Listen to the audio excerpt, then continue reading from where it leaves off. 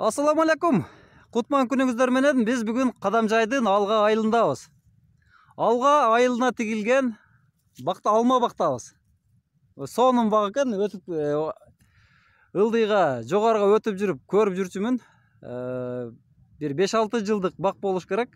Азыр ошол бакка келип, ошол кишиден кичине маслихат алайлы деп турабыз. Assalamu алейкум аксакал, кандайсыз? Эсогуңуз жакшыбы? İşleriniz жакшыбы? Бул бакты эккениңизге канча жыл болду? 15-жыл ектим. 2015. 2015-жылы эктиңиз. 2015 ектим. Не сорттогу алма? Эми ушу көчөт эгилген жерден алдым. Ушу бак алма деп алып келдим. Бак алма чыкты жакшы. Бак алма. Бак алма. 2015-жыл болгон болсо, азыр туугандар алмалар толук мөмөгө отуруптур. Алманы өтө жакшы караптыр. Тенеси таза, оору жок экен. 2015 тигилген болсо 6-жыл кетип атат экен. 6-жылда уже толук мөмөгө отурган. Бул карлик бактар эмес, кадимки классикалык бактар. Өзүбүздүн алмалар. Өзүбүздүн алмалар экен. Өзүбүздүн питомниктен чыккан алмалар экен. Алмалар 5-ке 5 аралыкта тигилиптир. Көрсөңүздөр, мынакей алма баштан аяк гүл бүчүр, алма бүчүрдү алыптыр. Канча жылдан бери түшүм алып атасыз? 2-жыл быйыл. 2-жыл түшүм алдым, азыр 2 жылдан бери жакшы эле. Былтыркы жылы канча түшүм алдыңыз? 3 тоннадай алдым. 3 тонна 200 ошончо алдым. Бул жер канча гектар жер?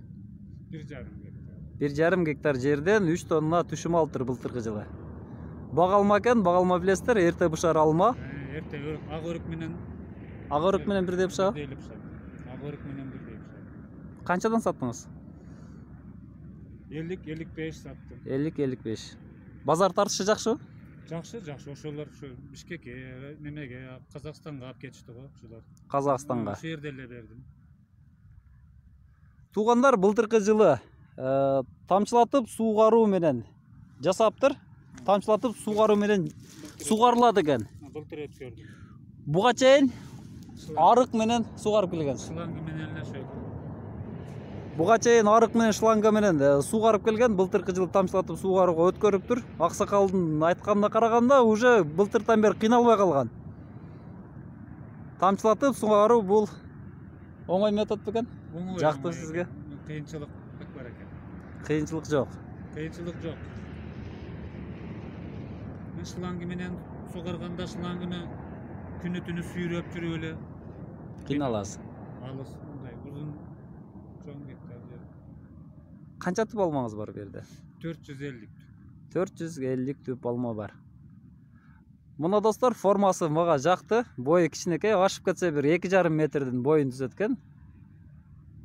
Бою өскөн эмес, бою ылдый, терүүгө оңой. Нерелерим эле терип койдум.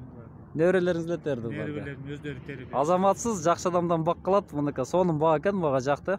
Өтүп кетип атып мынакей Багбан акабыздын багын тартып атабыз. Буюрса, насип этсе, алма алганда да туш келип калсак, алмасын да буюрса тартабыз.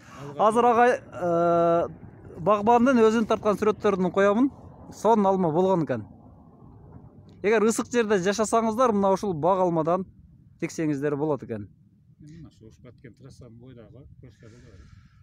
Көрсөтөйүн достор, бул Ош баткен жолундагы Алга айылынын боюнда. Жолда кетип атып көрүп кетсеңиздер болот. Бул жер деңиз деңгээлинен мен билишимче 600-700 метр деңиз деңгээлинен бийиктикте турат болуш керек. Ысык жер. Июнь айында алма бышат. Кыргызстандын эң ысык жерлеринин бирине деп койсок болот. Достор, саламатта туруңуздар. Сиздер менен Багастыруу Кыргызстан каналы болду. Мен Гыламов Бекболот. Тынч аман болуңуздар.